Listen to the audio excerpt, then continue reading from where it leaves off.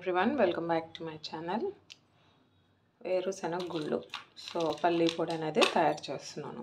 నేను ఏపినవి పలుకులు తీసుకున్నాను. సో పొట్టంతా తీసేసి ఉంచాలి. ఒక 10 వరకు ఎండుమిర్చి, తర్వాత ధనియాలు 1 టీ స్పూన్, జీలకర్ర 1 టీ స్పూన్, మినపగుళ్ళు ఒక 2 టేబుల్ స్పూన్లు, పచ్చిశనగపప్పు ఒక 2 టేబుల్ స్పూన్లు సిమ్లో పెట్టి ఇవి లైట్గా ఫ్రై చేయాలి.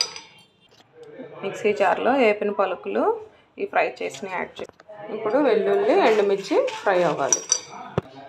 ఎండుమిర్చి వేసాం, దీనికి సరిపడా సాల్ట్ వేయాలి. అంతా చల్లారాక గ్రైండ్ చేయాలి. పల్లీల పొడి కొంచెం బరగ్గా ఉంది, అలా ఉంటేనే బాగుంటుంది. సో టిఫిన్స్ రైస్లోకి బాగుంటుంది.